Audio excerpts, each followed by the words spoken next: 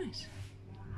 Hi everyone. I just want to introduce you to Vincent Kennedy, who I have the great honour of being able to interview today. And Vincent, we were supposed to do a live stream, weren't we, last year? And it just never happened. And I'm glad actually it didn't happen. And I didn't do any more after you because it was very stressful trying to get people onto that live stream because it depended on internet connection. So I'm quite happy actually that I met you possibly a year later in person, and I prefer it that way because at least we're having a one-to-one conversation. So Vincent, you've just met me in Merrion Square in Dublin, and what an amazing place to meet you. And you were telling me about all the amazing places that are around here and where you grew up. Yeah, and I went to school here in this place in Western Row, where we're actually based now at the moment. And so this part of Dublin, this small street of Western Row, I think is the centre of Dublin for a number of reasons. One, because all my schooling was done here, and it was at school that I learned to play music, and that's where I developed, even though also in Western Row is the Royal Irish Academy, but I didn't go there. I went to the CBS, and that's where I learned music at the time. It is also the birthplace of Oscar Wilde in Western Row. I know, we just down at his statue in the park. Yeah, and the house opposite the statue at Merrion Square is actually the family home, but he was born in Western Row on one of the streets. Which you've just showed me. That's now part of Trinity College. And then the family moved around the corner.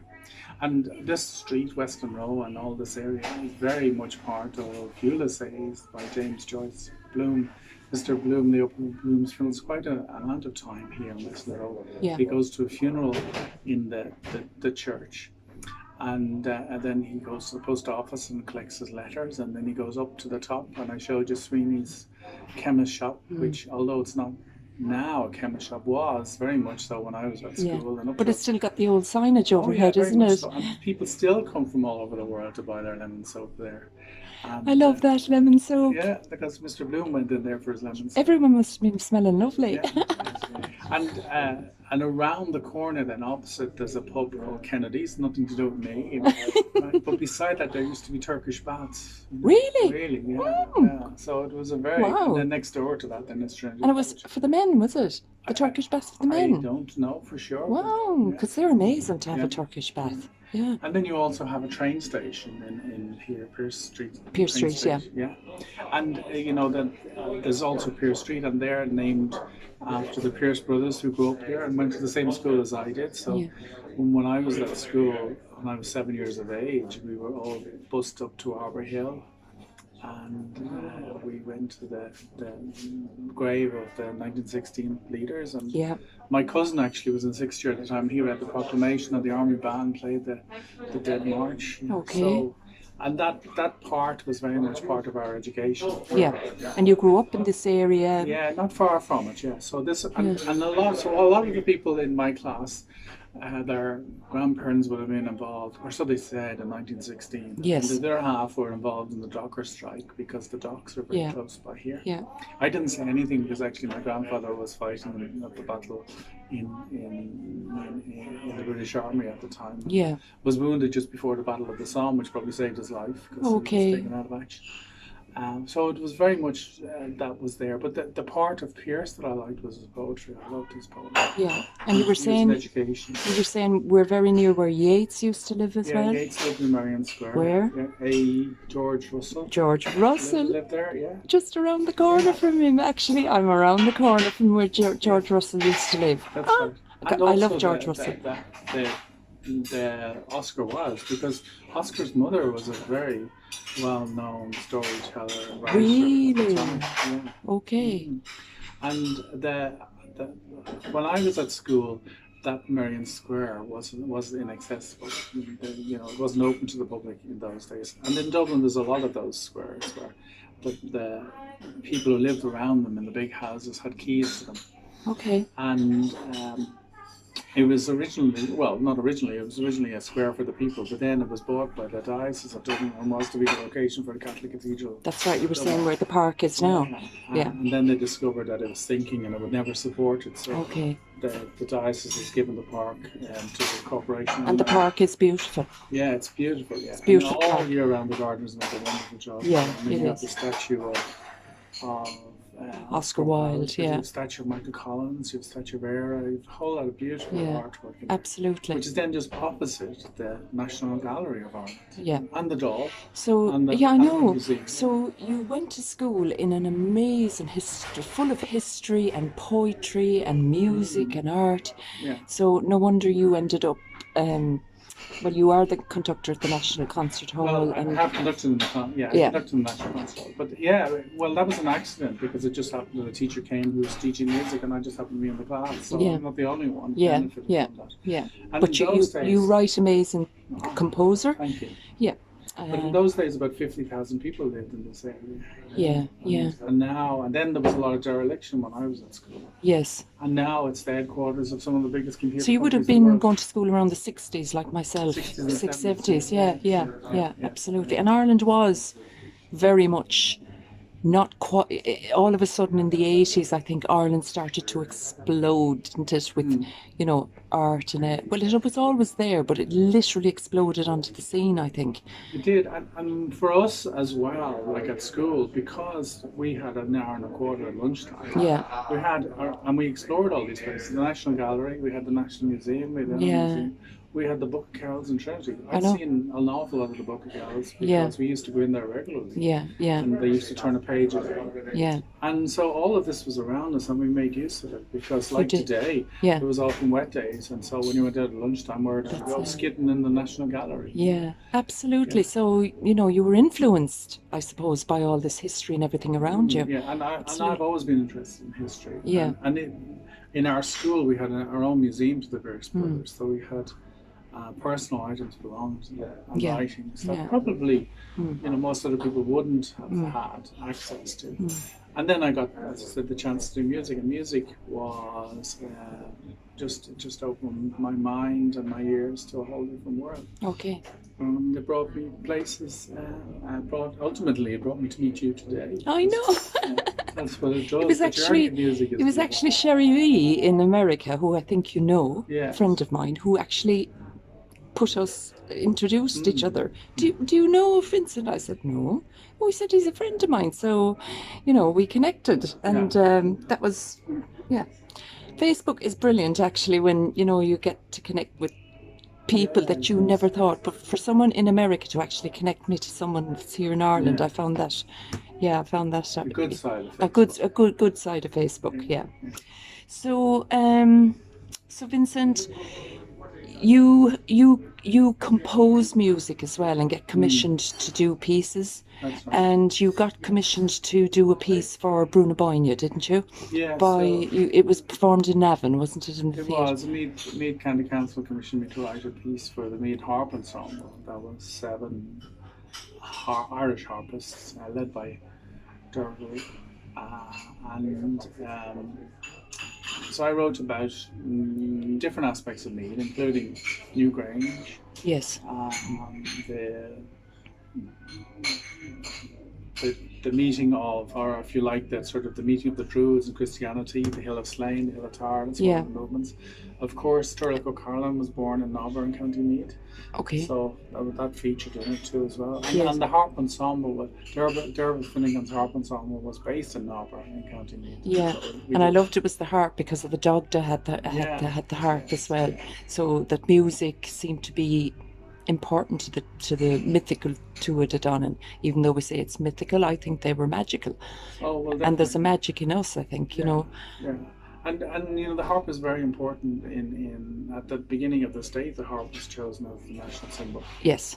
And at that time, they discovered actually they tried to that it had actually been patented by Guinnesses, so they had to come to an agreement with Guinnesses. Yes, they have the switch harp this on their in the opposite direction. yeah. And we're very close to one of the oldest extant harps, the Van Brugh harp that's in Trinity College. And if you go up to the National Museum, they also then would have horns that go back 2,000 years. Yes, I've seen them on YouTube being played. Yeah. They're amazing. Have you ever played one? No, but I'm doing a commission at the moment to do with St. Colm Kill's 1500 anniversary. Okay. And I went there to see the Cathach, which used to hold the Book of Psalms that he copied. Okay. That is reputedly the one for which people say the first copyright ruling in history was made. Colm Kill copied a Book of Psalms belonged to his teacher, and his teacher wanted it. Oh. And the High King decided that as every cow has his calf, every book has his copy, and the copy belongs to the book, and therefore, as the calf belongs, so therefore Colm Kill was supposed to give it over to his teacher. Really? But the book still exists. Yeah. And it's kept in now in the Royal Irish Academy on Dawson Street. But it was kept from the 10th or 11th century in a beautiful ornate shrine, which is in the National Museum. And I went to the National Museum recently looking for inspiration. That part of the museum happened to be closed due to COVID, but the curator let me in. Oh, brilliant. Yeah, and then subsequently they sent me wonderful photographs. So, and then I was also in the Royal Irish Academy looking to see the Cathach, but the Cathach, the Book of Psalms, is the oldest written book in Ireland. And it may have been written, probably was, by Colm Kill himself, or at least parts. Okay. And it's the second oldest book of Psalms in the world. So, wow. From the Christian point of view. So it's really, I love that, that those things exist and that. And it's preserved and it's there. It's there, and that we have this history, and the history that stretches back to the time when nobody knows, and that we have this musical heritage with the horns, with the harps. Absolutely. All of these things. And would you like to compose a piece of those ancient horns? Wouldn't it be amazing? Well, yeah.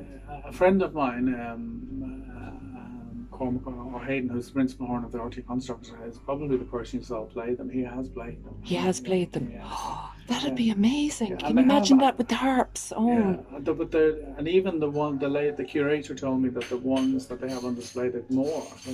And then there's a group that look like, they're kind of like large nuts or something, or large pears. Okay. And they don't know what they were used for. Really? Yeah, and they are musical instruments? Well, that's what I think, yeah. Wow. Yeah. They don't look like horns, they look like, but they're with the horns, so. Wow, I wonder what they are. That should be something maybe to investigate. And what I think is fascinating about that is when you look at these horns that are 2,000 or more years old. Yeah. The skill that was involved in making them. We think in modern times. And things aren't really great, the stuff we make. And I mean, I've heard them being played, on YouTube, and they're so huge, and then they're so scary looking because it's like a big dragon mouth at the top, and I'm sure an approaching army would have been scared out of their, it made the enemy or the opposition frightened. You know what I mean? Because the noise out of them. Yeah. When I played trumpet, I played out of tune, my dog used to go, ooh. Most dogs do. Imagine that, like, fortified by many people. And it carrying over the hills, Absolutely. Yeah. And then subsequently bagpipes came along, and they're even more scary, Yeah. Well, of course, is it Paddy Murphy died there recently, Paddy Maloney at the Chieftains, and I have to say his playing was incredible on those uilleann pipes. He could bend the notes, and he was a master of those pipes, and a very sad loss, isn't it, really? Yeah, absolutely. And a great inspiration to so many. And I never met him, but I loved his playing, but the stories about him and his niceness to people and support. He was humble, people, were great. Absolutely. That in music, when you meet people like that, they're just so good, and they never know really, I suppose, the effect they have on people. I don't think he did. No. And the amount of people they inspired. He just wanted to play, and he shared it, and he helped other musicians as well. Had a love for it, and had a passion and love for it, and he was so good. He was so good on those. I mean, he brought the uilleann pipes really to the world. And now you hear it played in all sorts of places. Absolutely. Soundtracks, all sorts of things that have nothing to do with Ireland, you know. No, it's just It's a beautiful yeah, sound. he was a genius on it, you know. I often say that really, really good musicians, you know, really talented and genius musicians, it's like the instrument, it's just an extension of themselves, and it's them that makes that musical instrument come to life. Yeah. Because it's something coming out of them. Yeah. You know, would you agree? Yeah, that's it. It does become an extension. Yeah. And when you see somebody, when you take say a violin player at the top, and they're using their left hand, and you know they're using their little fingers in ways that you would never see. I know. You know? And they're playing notes so fast with the bows and things like that. Absolutely. That's the violin is my instrument. Yeah, it actually makes me cry if there's a beautiful piece being played. Fantastic. It's just an amazing instrument. The skill of musicians is equal or beyond that of a surgeon. You know, but they're not considered in the same capacity sometimes when it comes to monetary payments, you know, except for very few. And then there's an extra aspect if you come from a background like mine in wind or brass playing or singing, because you're forming the notes with the air that you breathe as well. Exactly. You know, so the voice is the most beautiful instrument of all. Yeah, and so I think there's an added spiritual dimension there. Absolutely.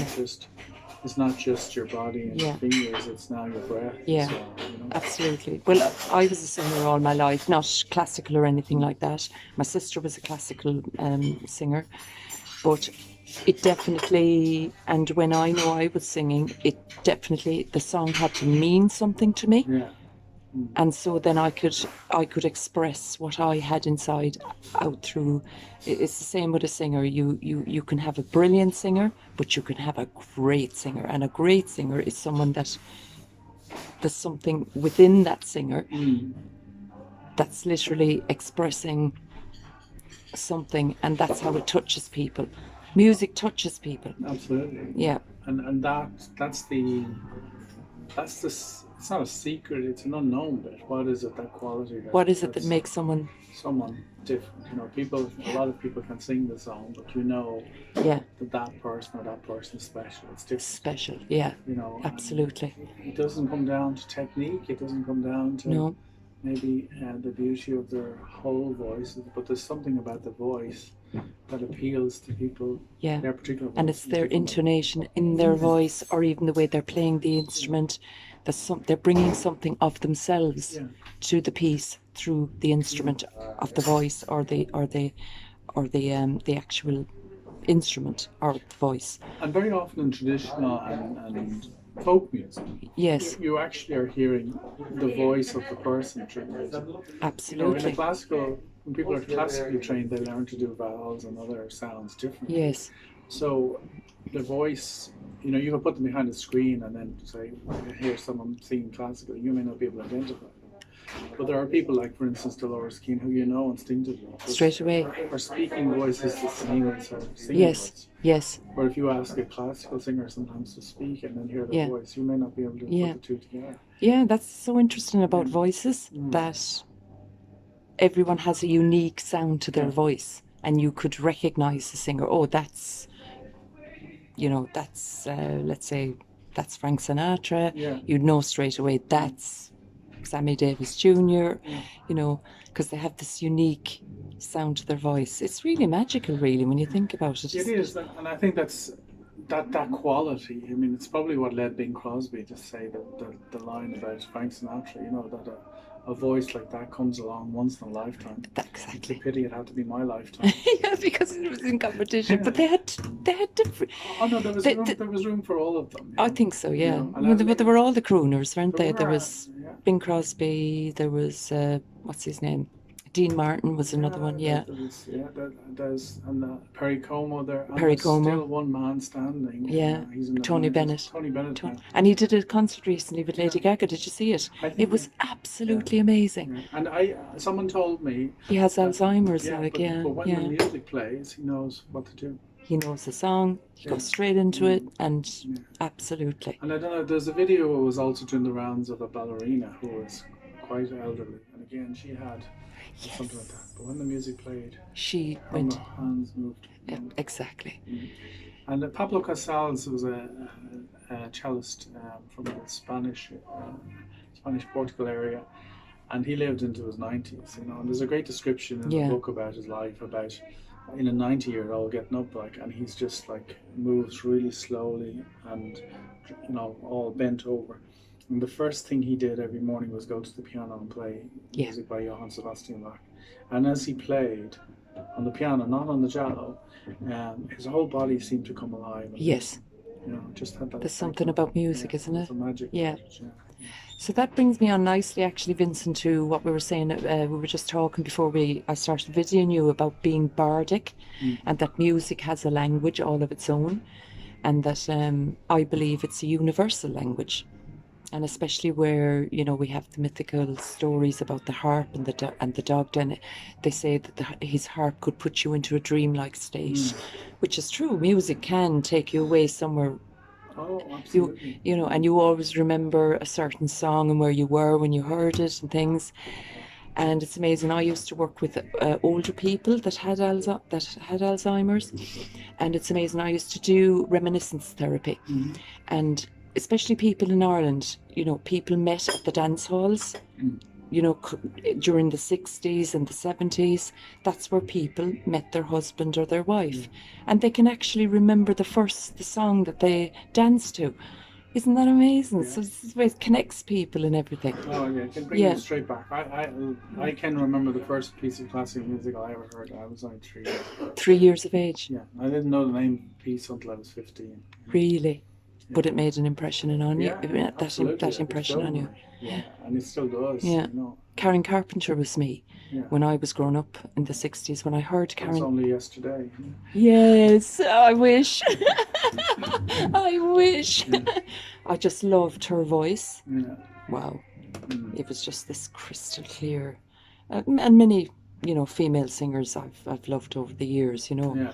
But I think Karen Carpenter was Oh yeah, she was wonderful. Yeah, absolutely. And just as a kind of thing to how luck plays a part in music, I was at a chat one night with Glenn Hansard, and this man, his name escapes me, but he wrote the song "We've Only Just Begun." We've only just begun. Really? Yeah. He's an American man. And, to live. Yeah, to live. Yeah. And he was telling the story that. That became a huge hit for the Absolutely, it was a huge hit for But that's not where it started out. Right? He wrote it for a mortgage ad on the television. Really? Yeah. So, and then the Carpenters or their manager heard it, and then they made it. So, like, that's, you know, you do something for one thing and it becomes something else. Exactly. And it's, I find that really interesting even today, especially when I compose a piece that has more than one movement, you know. And the tempo is important in a song. You can change a song completely with the tempo. Yeah. I think Neil Diamond wrote one particular song, Hello, My Friend, Hello. Yeah. And it was written faster than that, and someone suggested could it go slower, and it might, and it just completely changed the song. Yeah. Sorry, I interrupted you there. No, but and just if you look out there's a song by, I can't think of the original people, but it's called It's a Sin. It's a very fast, boppy song. With a lot of beat to it. Oh, yeah, It's a Sin. Yeah, I know it. It's, that's, Well, Paul Anka, the American singer, has done a version of that slows it right down. Slows it right down. That's fantastic. That was two guys. They were kind of like, No, it's going to come to me in a minute. Yeah. It'll come. Yeah. They've written a show, I think, for the West End, haven't they? Well, they could have, yeah. But when I write a suite of music, so there's more than one movement, I have my own personal favourites, but it's always interesting to see what other people, you know, say, oh, that was my favourite one, you know, and why.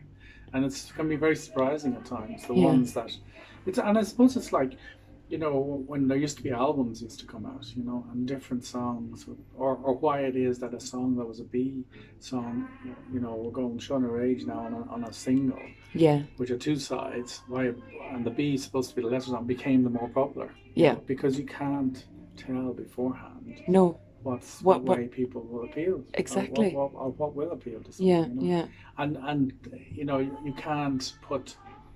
You think that by putting the best elements together, sometimes you're going to get the best outcome. No, you just don't know. There needs to be chemistry. I'm sure for a composer or a songwriter, you're going Well, I suppose you can't think like that. You've got to just write what you feel in your heart. Yeah. It's very hard to write to be successful. Yeah. Because that's not something you have control of. No. And like there are loads of really, even in recent times, of examples of that. I mean, one of my favourite musicals of all time, and I think it's one of the greatest ever written, is Oliver. And the man who wrote Oliver, Lionel Bart, yes, couldn't read or write music. So. Well, what about even Paul McCartney? He wrote the piece for Liverpool and couldn't write. Well, he can write down the chords, but he actually couldn't write the music. So he got, who's the famous conductor? It won't come to me now. But he got this. But in Lionel Bart's case, Oliver became a huge success. Yeah. And he made huge amounts of money. He wrote at least 2 musicals after that, both of which flopped. Isn't that amazing? And my favourite musical is Les Miserables. Yeah. Oh, Now I'm obsessed. And it is, and it is outstanding. It's in my top 3 easily, right? And what's interesting is that the 2 guys who wrote that also wrote Miss Saigon, I think, which is very popular. Wow, yes, I've been to see that as well. And then they were hired by the same people who did, I think, they did a show then, I think, for the same people as did Riverdance. About Queen, is it Queen Maeve, the Pirate Queen of the West? Yes, yes, and Queen Maeve of the West, yeah. You think, okay, we have the best, the Les Miserables composers, the best people. You have the Riverdance people, fantastic people who put on shows. You put the 2 together. Yeah. So you've got to have success. Actually, I think Bill Whelan was involved in that as well. He's a Limerick but he was involved in Riverdance, and I'm not sure he was involved in the musical, but he would be very close to the same people. But in that piece that he wrote, the piece that he wrote, the original piece, the Riverdance song at the start, that was absolutely gorgeous. Fantastic. Yeah.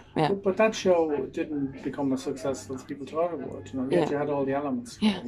And when I remember seeing it that night. I was actually doing a gig, and I remember I came out to go to the bathroom, and I heard it quiet in the bar, and I said, is the bar empty? And everyone was just staring at the telly at this Riverdance. And I was going like, what an interpretation of our national dance. It just blew it out of the waters. Fantastic. Incredible. Coming together of a whole lot of elements, like Bill Williams' wonderful music.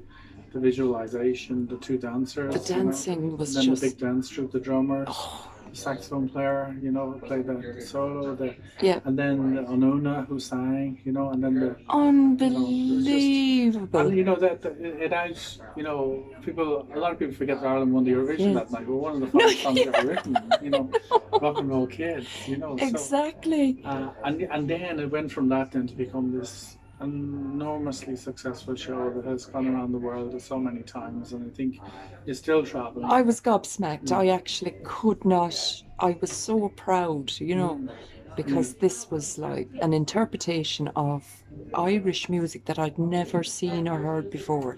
It was really, really incredible. And then you have the bravery then of those people who, to leave their jobs in RTE and with Bill Whelan and others, to go out on their own and fund this. Yes. And it was successful. Absolutely. So, you have to take a leap of faith, and you have to believe in yourself. People will say to me, what's your music like? And I say, well, I think it's great. And then it's very unusual for Irish people to say great things about themselves. But my view on it is this, that if I don't think my music is great, why would I expect anyone else? But I think Ireland is just a melting pot of like artists, and I really, we're so talented. We are, and unfortunately, I think not often appreciated. So the normal day-to-day things of trying to put bread on the table, a roof over head, support a family in some cases, can because there isn't sufficient for a lot of people, they can become very frustrated because they're not able to dedicate themselves completely to their art because they have to do other things in order to do these things. It's hard to be. It's hard. It's not overly supported. No. There's great support from ordinary people, but that's not enough to keep you going. No, it's not. And then COVID has been a disaster for all of those people. my daughter's the same. She was like, she's involved in musical theatre. So, yeah, she's back working now, but Yeah. it was very hard. But when you were talking about the stories of the past, there was very much in the bards, we had this huge tradition of passing things on orally, And I think one of the dangers in the world we now live on is we've become much more a visual world rather than an oral world. So we have all these great devices that record things. Yeah. And because of that, then we don't have to rely on memory. So there was a time when you used to carry a whole lot of phone numbers in your head. Yeah. Now people really ask you for your phone number, you couldn't remember. I'm the same. I mean, I couldn't. That oral tradition is passed down through generations. Yes. And probably little bits added and all of that sort of stuff. Yeah. And that's being lost. And like musical theatre, you go to the musical theatre and it's a story. Every song, anything written is a story, but it's communicated through the music and lyrically wise and acting wise and through dance. You can have, you know what I mean? You have ballet, you've got Irish dancing. It's a communication. It's a story, I was watching on Sky Arts the other night Simon and Garfunkel in Central Park concert. I don't know when it was done, but it's the early 70s. Right. There was probably a couple 100,000 people there. But there were nobody holding iPhones or anything like that. They didn't exist. No. Right? And when they sang... You didn't go to the one in RDS when they were here? I didn't, no. I went. I was there. It was amazing. But now a lot of people go and they hold phones for the whole thing. Yeah. So they're not concentrating on that. Like in Central Park, when they sang soft songs, nobody said anything. They just listened. Yeah. know? And now we have, for music and for art, people need to listen, and for, art that's visual, people need to take time and spend time looking at it, So when someone, it's like you're looking at a painting, you will get a message from it. Yeah, you will get something from it because it's a communication from the artist as to what. And the more you look, like the night sky, the more you see them. Exactly. More stars. So what inspires you? Everything, and so it depends. I'll just go back for a moment to a project I did a couple of years ago for Offaly County Council in the village of Kilcormac, which is right in the centre. I know it. Ireland. You know it? I know Kilcormac, yes. So it's beside the bog there. It is. And now they've opened it up with the Lochborough Park.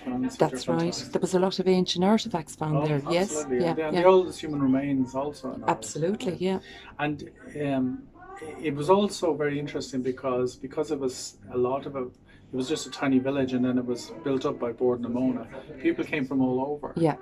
And I was taking the names of the people and who were singing, and there was one group singing and playing guitars, and I was taking names for a program. And one of the people, I said, "What's the name?" And they said, I can't remember the first name, but the second name was DeVito, And I said, really? DeVito. I said, like, as in Danny DeVito. And they said, yeah. And then I just, any relation? Well, actually, yes. Actually, there's DeVitos in Limerick as well, and they were related to Danny DeVito. Yeah. And apparently the story is that his Danny DeVito's grandfather and his grandfather's brother had left Italy and landed in Ireland on their passage to America, and one stayed in Belfast, and the other went on to America. Wow! But that was that bringing together of different people. But one of the things that I did was went into local schools, and there was two. There was one in the village, which is now growing, and there was one that was out in the countryside. Right? Okay.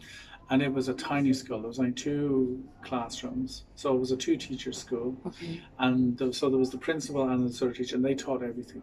And the principal was a woman, I would say at that stage was in her 60s, but she had embraced new technology for a brilliant reason. And all in the school, when you went in, the whole of the walls had paintings, right, with names. And one of the projects she had done with all the children was, she said, now children, go home and ask your parents and your uncles and your grandparents and your granduncles and your grandaunts and your aunties and everyone, right, about the names of the fields on the farms, right? Because every farm had a fields and every field had a name. Yes, we did when I was growing up. And what was the name? But she recorded it, so it wasn't just put on the wall. She, pictured it. Okay, for the archive, because she reckoned this. We were losing this, and then she invited all of the older people in the community to come in if they wished. and do an interview like this and talk about the locality and the stories and all that sort of stuff, because nobody else was doing it, and she felt that the younger generation may not have an interest in this, although her project stimulated an interest in it, and that if the stories weren't passed on, they would die. And we used to have a tradition of folklorists and other people going around gathering stories and people telling stories. And to a certain extent, I think that's dying out now. Yeah. We used to have and still, I was in Connemara a number of weeks ago at my cousin's house, and we had a great session, and there were stories and music, Beautiful, and a beautiful part of the country as well. Oh, stunning. That was much more common than it is. There used to be, in the city here, there used to be parties and all that sort of stuff. Well, I can remember being down in Washby, even at my grand auntie's house, and I'd go off to sleep at night, and I'd hear the chat. Yeah. I'd hear them chatting by the fire with the clock ticking, and you'd go off to sleep with that low murmur of the chat going on, And it was so peaceful. and it's peaceful. And then I used to wake up and say, it must be morning now, because there's no more chat. You know what I mean? You still hear the clock ticking though. And what was interesting in the first lockdown with COVID was, when it was a real lockdown, and people stopped going around, and the traffic went away. It was lovely. I loved it. The bird song was fantastic. Absolutely, yes. And people tuned into nature a lot more. They did. They absolutely did. Went back to nature. Absolutely. And they were out where I'm in Trim. There's a beautiful common, and people were walking their dogs. Yeah. And the dogs got walked about 10 times a day. The dogs were absolutely delighted. And of course, because the pubs couldn't open or anything, one of the pubs, they opened up kind of a coffee area in their courtyard. So everyone people made friends. Yeah. Who they wouldn't have made friends with, because everyone was out and about walking the dogs, and so friendships were made, which wouldn't have been made if COVID hadn't happened. No, it wouldn't. And the promise of those early days has been overtaken now by noise again. Everything's opened back up, But even if you go to places, there can be music and stuff in the background, and you sometimes say, what's the point? And sometimes it's, what I liked about, say, the session I was at recently in my cousins in Connemara was that when people sang, everyone listened. Yes. In between. So it wasn't like, sometimes you would have gigs and things. Yeah. People are sitting and they're playing, and there's a group of people listening to them, and there's a group of people who weren't. Well, I was at a session actually recently there down in Dublin with a friend of mine, Dave O'Green, and Christy Moore is his uncle.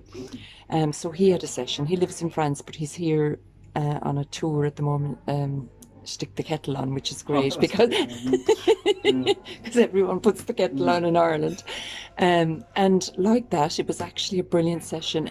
It was lots of his musicians friends turned up, and everyone got a chance to play their part, and people listened, and there was some great singers there as well. So people like Dave Og, if they can keep it alive, these sessions, where, like here, the Snug, one could start up, and the stories and the size of your audience doesn't matter. It doesn't matter. You'll draw a crowd even if there's that's absolutely. Especially in Ireland, everybody. Yeah. You just stand in the middle of the street and people start looking. The Irish love the music. They love it. Yeah, it's in our blood, isn't it? It is, and like music to me is vibration as well. It is energy. The energy of the strings, say on the guitar. Yes. Or on the harp, as you described earlier. Yes. And where does those vibrations go? Everything goes out into them. Yeah. And now we're told, physics would tell us that. Well, you can feel it in your body as well. You can feel it in your body anyway. The vibration of the music. Because we're bundles of energy. We are, yeah. So it's there, and just because we can't tune into certain things doesn't mean it doesn't exist. So all knowledge that's ever been created exists in some form. Maybe it's like the pebble in the ocean that the wave goes off away. And do you think that's how music communicates with us, because it's this energy that we feel it inside? Yeah, I think there's something instinctively in it, and as you said earlier, it's a universal language. It's absolutely. We hear it. Yeah.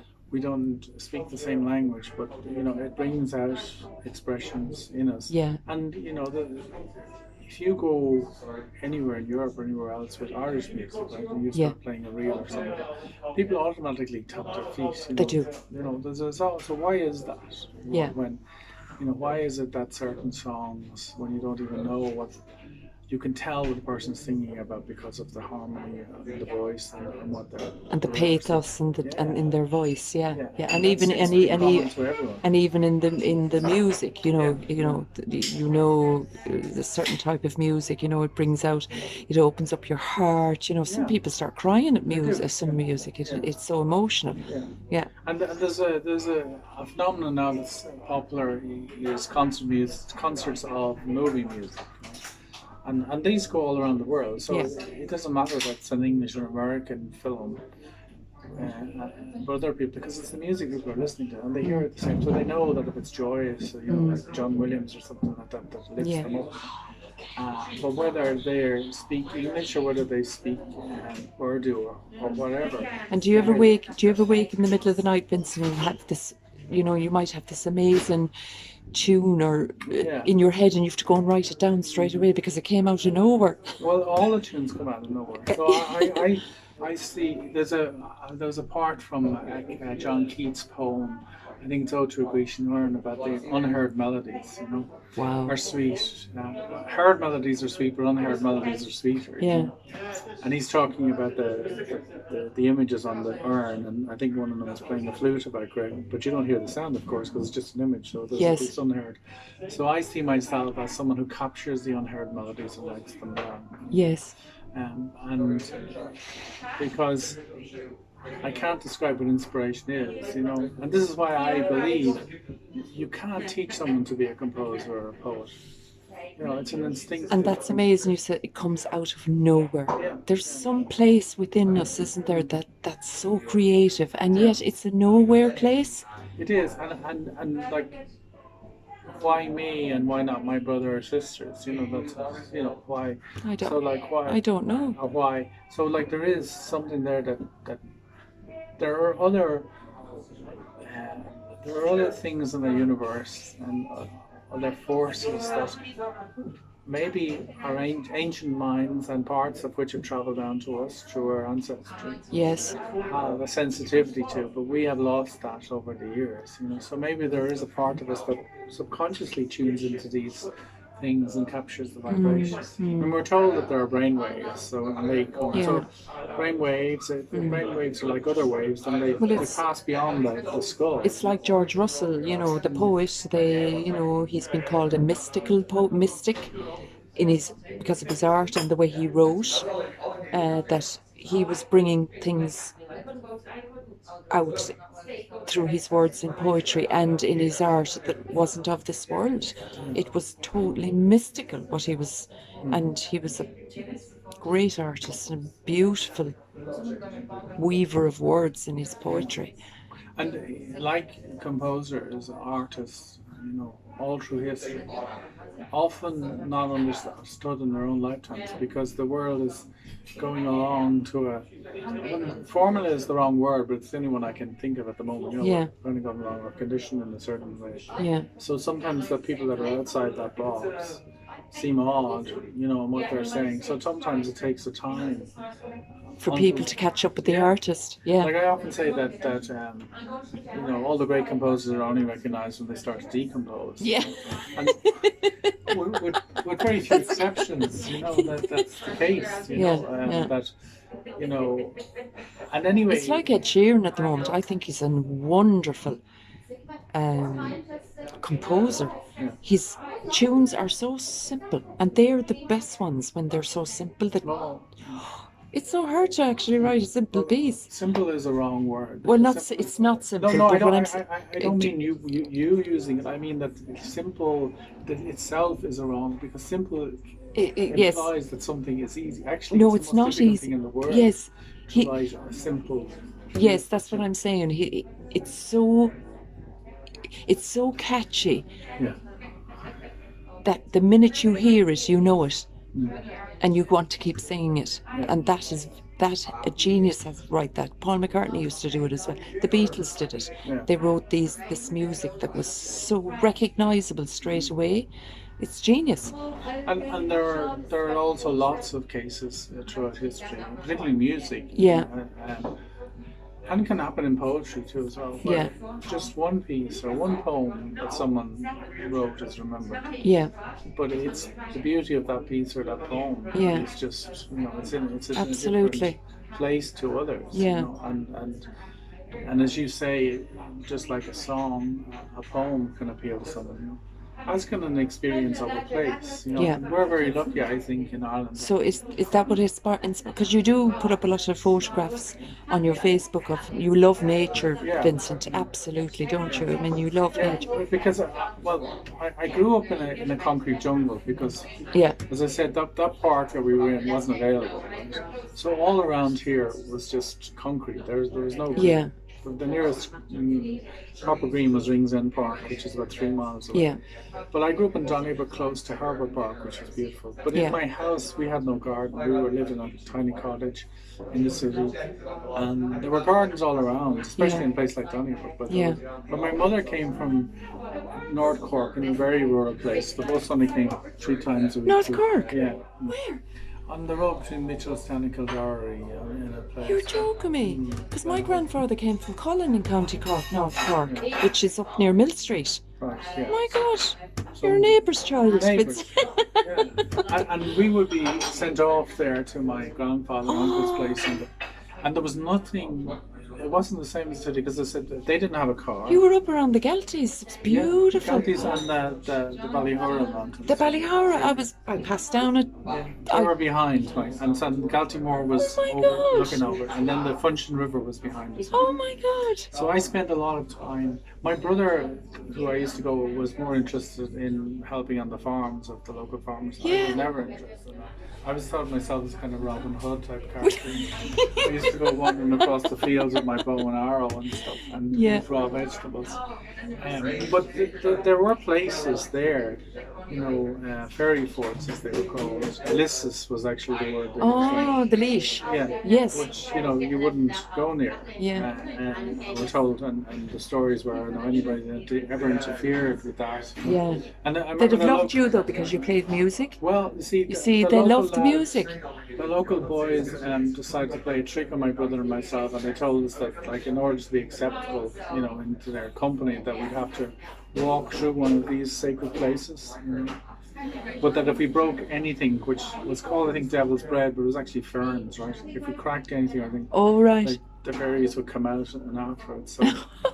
So they stood, and it was by the river, and myself and my brother stood up, hearts pounding, you know, Yeah. watching where we stepped. And then we could hear this tutting, right? And there was a wood up on a kind of a cliff, right? And the sound of the other thing they told us was there was a house up there, and that every night the man who lived there, he passed away, but a coffin and horses would arrive back and take him away again. Right? Yeah. Putting So the we fear of heard the God sound in. of hoofs. Oh, you thought it was the cop. Coffins. And then we looked up, and the whole wood was full of just eyes, red eyes, right? Like as many, and It's very magical up around there, I can tell you that now. but there was a scream, right? But it wasn't from my brother and myself. We looked, and all the other locals had taken fright, right? And they literally ran across the river. Now the river was deep, but they were on the far side. There's a And then we few took off. mysterious things have happened up around those hills, I can tell you. What it was a herd of bullocks that came down the hills. But when you saw them in the forest and the eyes, it looked like, you know, they really were devilish. That's a things. great story, Yeah. isn't it? But to see the other guys in the forest getting sick and just so scared, that was the end of that. But at the same time, you wouldn't go near those, and that's why, you know, in every part of the country there are these. They always need to be kind of circular places where the hawthorn grows and there's trees and they're kind of a, Yes, and you know a fairy fort, yeah. You don't can. go near it. Or Yeah, if you do, you go with presents and then Yeah. with Will you ask permission to go in? They leave you in, but I mean, I think the Fae at night. It's the Fae at night come out. I Yeah. think they're fine during the day. You know, just leave them alone at night time. They like to have their Cayley, you know. Well, that's it. And the other thing about the ancients is, you know, to go back to the technology thing, you know, when you look at Newgrange and you look at the technology involved in building that. Unbelievable. And attuning it the way they did to Yes. the moon and the sun's angles, or the sun, Absolutely. particularly in the solstice. Yeah, I mean, that's just incredible. absolutely. How And that that was Boyne achieved. River that runs down the Boyne, I think the Boyne River is just a magical river. Yeah. It's so peaceful. It is, yeah. So slow. Also, I think all slow-moving rivers are peaceful. Beautiful river. Yeah, Yeah. they have their depths, their uncharted depths. Yeah, yeah. Yeah, so, and I think particularly in this last year, because of COVID, that's the first time in my life I've spent, I think, a whole year in nature, walking through the different seasons. I know. Because previously, particularly in the city, you see it. You realise, okay, autumn is coming because the leaves are falling. Yeah. Leaves are changing colour, but you don't experience it. But then when you've spent a whole year walking through in the same area, you see the change, you see the flowers coming, you see them going. Yeah, isn't it You see amazing? the bees and the butterflies coming, you see Yeah. the different birds, Yeah. you see the And the river dawn swelling and going the down. dawn chorus even changes. Oh, yeah. The dawn chorus in between Bealtaine, that's the 1st of May, and summer solstice is vibrant. Yeah. I mean, it's like a full-blown choir singing. Now, it's quieter. Yeah, Isn't it funny? Yeah. And the other thing I discovered was that crows Yeah. do the same things as starlings. They do murmurings Yeah. at the sunset. Oh, they do. Yeah. And they can even you could even spot crows sitting for sunrise, and they don't say a word. They're literally just sitting waiting for the sun to come up. Yeah. They're amazing. So, yeah, we can learn a lot from nature. We can, and the inspiration it The, brings. the inspiration it brings to you, yeah. And I work a lot with young people, and when you can tell them a story through music, Yeah, like what you said earlier, you can give a reason to it and a meaning to it, yeah, and see pictures in your mind of it. That helps. yeah, Hugely to portray it. Yeah. And so I do a lot of that in music, and a lot of my Yeah. music is about people and place yeah. and history. Music is an amazing therapy. It can take you somewhere where it's very peaceful. Oh yeah. It's amazing. Music is an amazing communication tool. Absolutely. And for young people too, it's when you learn a musical instrument, and if you stick to it, you learn from a very early age to be disciplined in time, because you have to set so much time away. Yes. Now it's difficult, and it's becoming more difficult because music takes time. So you need time to learn an instrument, to sing, right? But as a child, you don't notice these things. But then computer games came along, and today you can be level 1 and tomorrow level 2. Yeah. So there's a challenge there for music, because you can't do level 2 tomorrow. You can, but it's a different type of level 2, and you're not going to notice the difference. Yeah. And so that there are things that are impinging on musical education like that. Yeah. And also I think the visual world is impinging, because music is about hearing things. Yeah. And listening intently. Now, people who are in rock bands or in jazz or in traditional groups, most of those learn by listening and by trying. So they're listening intently. Yes. So very good. Sometimes the actual classical musicians with the written words are disadvantaging themselves because they're becoming visual rather than listening. Yeah. We used to say, in our type of music, if you were playing in bands, like corporate bands or anything, you'd get someone that was like a great busker. They could pick up a tune in 2 minutes and follow you. Yeah. And yet someone that was trained found it difficult to, because they weren't tuned in the same way. they weren't listening, They weren't used to that. Yeah. So Whereas I think the two should go hand in hand. exactly, they should be. Yes, absolutely. And then it just becomes instinctive then too. Exactly. And like particularly in Donegal, where I work a lot, you see that the people learn both traditions, and the violin playing classical, and it's great to see the crossover, because they can bring classical techniques to the traditional music. Yes. And then they can bring traditional techniques to the classical. Absolutely. So those sorts of. For me, music is just a broad church of things. I like music from all idioms. Me too. And If it's done well. Yeah, absolutely. I love certain country musicians, and when I know the artist is just amazing. You know there's something there. Right. I appreciate all types of music. It doesn't matter what. It can be rap even. I love some rap. It's incredible. It's wonderful. It's, a wonderful way of, yes, a poet, like a bard. Yeah, absolutely. And there's a natural rhythm in the speaking voice as well. There is, yeah. That we capture as well. And if you listen to a lot of songs that appeal to people, they actually, even if it's slowed down, the composer seems to match the words to the rhythm of the spoken words. That's why I think it appeals in a certain way to us. Leonard Cohen was an amazing poet. Yeah. He started off as a poet. Yeah. And learned his 4 chords from a guy he met in Montreal who taught him these 4 chords, which were the basis of his being a musician for the rest of his life. But really, he was a poet. I mean, his choice of word at a specific part in the song would just hit you. Well, he's an example genius of someone who had, by his own choosing, used very little material. So he had 4 or 5 chords only. That's it. And he was able to fashion out of those and weave from those with his words. Amazing. Art work, a whole life. Absolutely. So sad he's gone. Yeah. And that will always be the case until someone comes along and decides they have invented some form of immortality or something. Yeah. And there'll never be anyone like him. He can't be replaced. He's just unique. Yes. Absolutely. But the best thing, while wanting to preserve things for the future of the past, the best we can do is keep in the moment too as well. Absolutely. And keep writing, Vincent. Well, for me, I can't do anything else. No. Well, that's like Freddie Mercury said. He said, "Well, darling, I can't do anything else, so I have to keep writing music." And I know what's inside me, so nobody else can mine it out of me or take it out of me. And long may it continue, Vincent. I keep following you on Facebook, and you've beautiful piece you released there recently with that beautiful soprano. It was beautiful as well. What's the name of it again? It was called I Will Walk With You. I Will Walk With You.